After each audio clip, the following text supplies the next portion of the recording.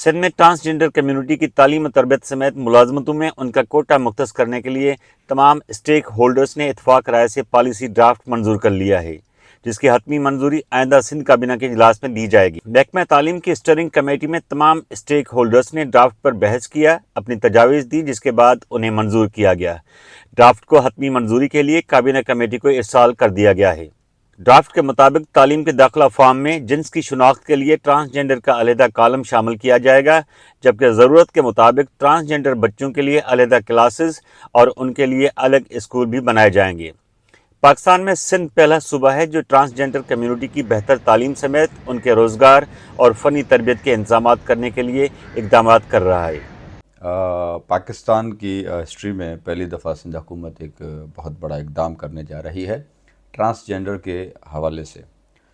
ہمارے صوبے میں بلکہ پورے ملک میں، ملک کے پورے خطے میں یقیناً ٹرانسجنڈرز کی بھی ایگزسٹنس بہت ہے، اور یقیناً وہ ہمارے اس ملک کے وہ طبقے ہیں جو نمائندگی چاہتے ہیں، جو تعلیم چاہتے ہیں، جو پروگریس چاہتے ہیں۔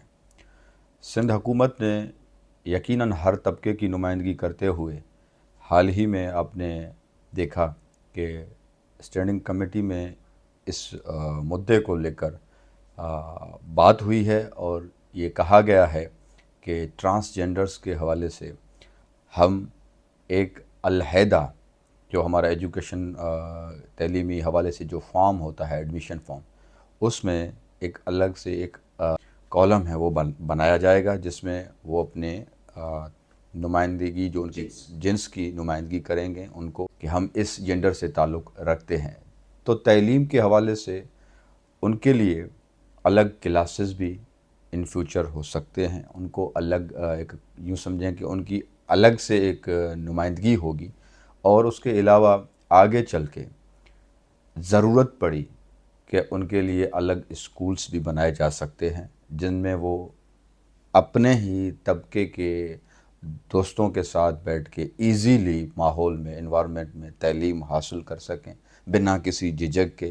ہوا ہے، اس کے بعد انشاءاللہ کیبنٹ میں یہ بل پاس ہوگا تو آگے چل کے ان کے لیے بہتر ایک پلیٹ فارم ہوگا، جس سے ہمارے ٹرانسجنڈر بھائی یا بہن جو بھی ہیں ان کو اچھی تعلیم مل سکے گی۔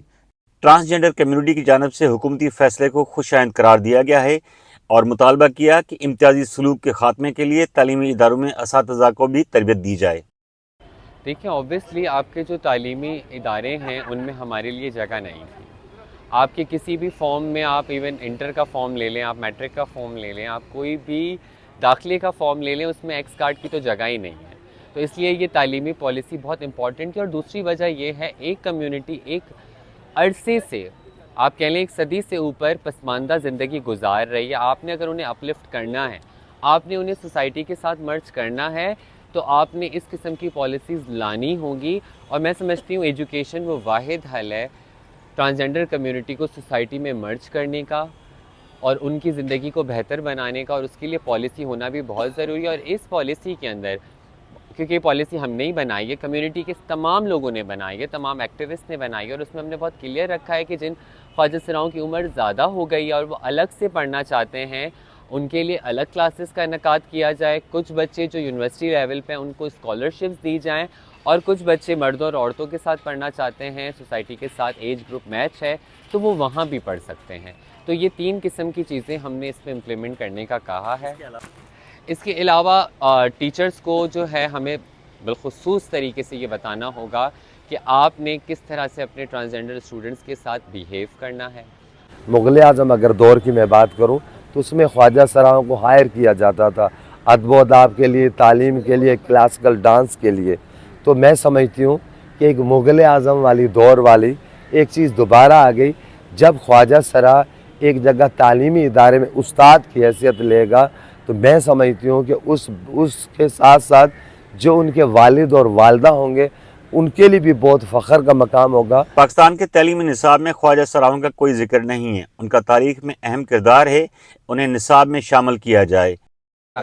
ہم ہسٹری میں سپہ سالار تھے، ہم ہسٹری میں جو ہے وہ ایڈوائزر تھے، ہمارے جو ہے ہم مذہبی ایڈوائزر بھی تھے، وہ ہسٹری کہاں ہے؟ علی گڑھ یونیورسٹی میں کی لائبریری میں سب پڑھا ہوا ہے, انڈیا میں سب پڑھا ہے, پاکستان کی لائبریری میں کیوں نہیں اجاگر کیا ہوا؟ یہ آج کیونکہ ہم ایک وسیع دور میں موجود ہیں جس میں ہمارے پر گوگل موجود ہے. جب ہم جیسے سرچ کر کے پڑھ سکتے ہیں تو یہ معاشرہ پڑھ بھی سکتا. پہلی جماعت یا تیسری جماعت سے جب شروع ہوتا ہے نا نصاب ہمارا کہ اللہ ایک ہے, انسان پیدا کیا اللہ تعالیٰ نے مرد عورت, تو ایک حاجت سرا کا الفاظ بھی تو لگا لیں. انسانی حقوق کے کارکنان کا کہنا ہے کہ نئی پالیسی پر فوری طور پر عمل کیا جائے. ٹرانسجینڈر کی شناخت کو تسلیم نہ کرنے کے حوالے سے مذہبی گروہوں کا بڑا دباؤ ہے. یہ بڑا مناسب فیصلہ ہے کہ ٹرانسجینڈر بچوں کی شناخت دی جائے, ان کو اسکول میں ایڈمیشن ہو تو وہ جائیں اور اس کے بعد ان کی کلاسیں ہوں. شروع میں تو انہیں علیحدہ رکھا جائے, بعد میں انہیں ضم کر دیا جائے, کیونکہ زندگی تو مخلوط لوگوں کی ساتھ مل کے ہی گزرے گی. مگر یہ بہت پازیٹیو اقدام ہے اور بڑا جرأت مندانہ اقدام ہے. خواجہ سراؤں کے مطابق پاکستان میں ان کے ساتھ امتیازی سلوک اب بھی جاری ہے, لیکن وہ اپنے حقوق حاصل کرنے کی کوشش سے پیچھے نہیں ہٹیں گے. خواجہ سراؤں کا کہنا ہے کہ صرف ان کا ایک مطالبہ جو پورا ہونے جا رہا ہے. ابھی ان کے مطالبات کی لمبی لسٹ ہے, اب انہیں نظر انداز نہیں کیا جا سکتا. حکومت کو چاہیے کہ ان کے تمام مطالبات فوری طور پر پورے کرے. شوکت کورائی, voicepk.net, کراچی. آپ کی خبر آپ کی آواز voicepk.net